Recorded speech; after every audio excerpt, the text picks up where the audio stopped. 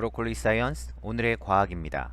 오늘은 과학탐구 아카데미 4강 탐구에서 데이터 얻기, 다시 말해 탐구 활동을 통해 어떻게 데이터를 얻는지 살펴보도록 하겠습니다. 물리에서 탐구란 무엇일까요?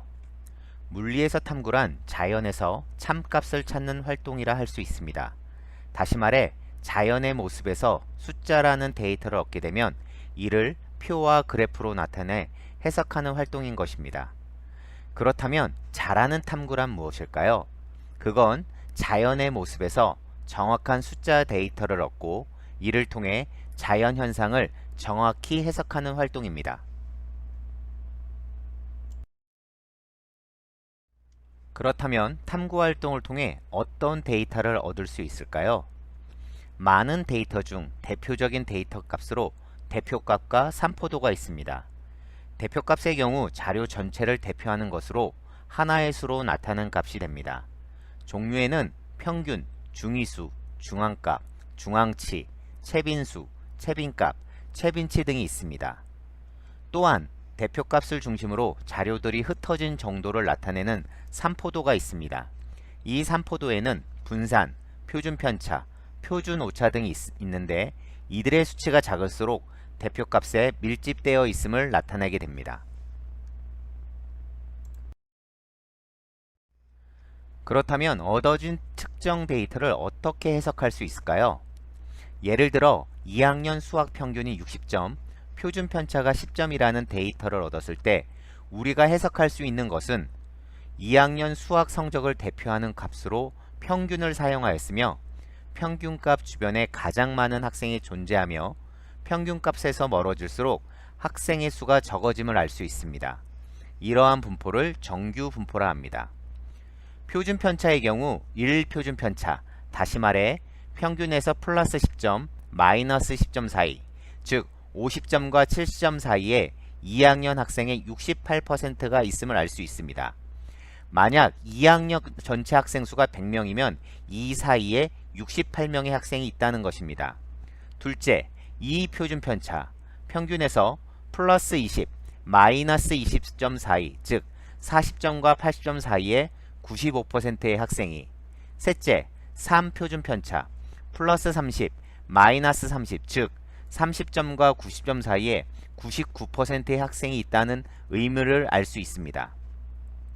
그런데 이 표준 편차의 경우 모집단 전체, 즉 다시 말해 2학년 전체 학생의 성적을 아는 경우에만 사용할 수 있는 개념이 됩니다. 그런데 탐구, 다시 말해 실험의 측정에서는 이것을 사용할 수 있을까요?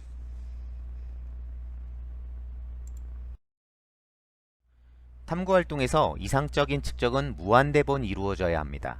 적어도 정규 분포의 데이터를 얻기 위해서는 적어도 30번 정도 이상의 실험을 해야 된다는 것입니다. 그런데 이렇게 통계 처리된 데이터에서는 통계 이론에 의해 어떤 양을 측정해서 얻어지는 측정값은 반드시 어느 정도의 오차를 포함하게 된다고 합니다. 즉, 참값을 얻는 것은 불가능하다는 것입니다. 다시 말해 측정값은 알 수 있는 모든 요인들을 적절히 보정한다 해도 완전히 보정이 불가능한 데다 우연 오차가 있기 때문에 측정 결과에는 항상 불확실성이 존재하게 됩니다. 따라서 측정값을 활용하고자 하는 경우 항상 이러한 불확실성을 감안할 수 있도록 측정에 따른 불확실한 정도를 측정 불확도로 표현해 줄 필요가 있는 것입니다.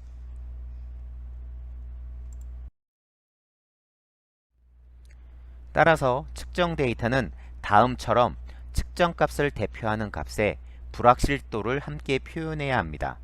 보통 플러스 마이너스 표기법을 사용하는데 플러스 마이너스 유효숫자, 표준 편차, 확률 오차, 표준 오차 등등을 나타내게 됩니다. 보통 탐구의 데이터는 측정 기구를 통해 얻게 되는데 아날로그 계측기에서 얻는 데이터와 디지털 계측기에서 얻는 데이터에서 얻게 되는데요. 아날로그 계측기의 측정값 플러스 마이너스 불확실도로 표현하게 되는데 측정값은 가장 가까운 눈금을 읽어주고 불확실도는 최소 눈금의 2분의 1, 5분의 1, 10분의 1을 적어주면 됩니다. 이러한 아날로그 계측기는 보통 한 번 측정하게 됩니다. 예를 들어 설명해 볼까요? 지금 자 밑에 막대기가 있습니다. 이 막대기의 길이는 어떻게 될까요? 이러한 아날로그 눈금을 읽는 것은 눈금과 눈금 사이, 최소 눈금 한 칸에서 자신감을 가지고 근사하여 읽어야 되는 것이 중요하게 됩니다. 지금 이 막대기의 길이는 6.5cm 근처라는 것을 알 수 있습니다. 6.4cm보다 크고 6.6cm보다 작다는 것이 100% 확실하게 됩니다. 따라서 6.5cm 플러스 마이너스 0.1cm로 표현할 수 있게 되는 것입니다. 만약 최소 눈금 0.1cm를 2등분해서 읽는 것에 자신감을 가지고 있다면 6.45cm 플러스 마이너스 0.05cm로 표현할 수 있습니다. 만약 다음 그림과 같이 최소 눈금 0.1cm를 5등분해서 읽는 것에 자신감을 가지고 있다면 5등분 중 3등분에 해당되는 0.06cm, 즉 6.46cm 플러스 마이너스 0.02cm로 표현할 수 있습니다. 결국 아날로그 계측기는 측정자의 자신감에 따라 표현하게 되는 것이고, 그러나 보통 최소 눈금의 절반까지 읽고 표현하는 것이 일반적입니다. 이러한 아날로그 계측기 측정값 결정 규칙이 있습니다. 첫 번째 규칙은 측정값의 마지막 자리수와 불확실도의 자리수는 동일하게 맞춘다는 것입니다. 6.45 플러스 마이너스 0.05cm, 6.46 플러스 마이너스 0.02cm, 6.46 플러스 마이너스 0.01cm로 자릿수를 맞추게 되는 것입니다. 규칙 두 번째는 측정값은 불확실도의 배수이어야 한다는 것입니다. 6.45 플러스 마이너스 0.05cm에서 6.45는 0.05cm의 배수입니다. 6.46 플러스 마이너스 0.02cm는 6.46 값은 0.02cm의 배수, 6.46 플러스 마이너스 0.01cm는 6.46이라는 값이 0.01cm의 배수가 된다는 것입니다.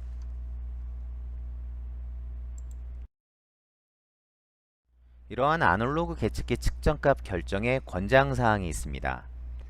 아날로그 계측기의 경우 측정자의 자신감을 바탕으로 하는데요. 고등학교 물리실험책에 의하면 작은 눈금의 경우는 최소 눈금의 2분의 1로, 큰 눈금은 최소 눈금의 10분의 1로 재현하고 있습니다.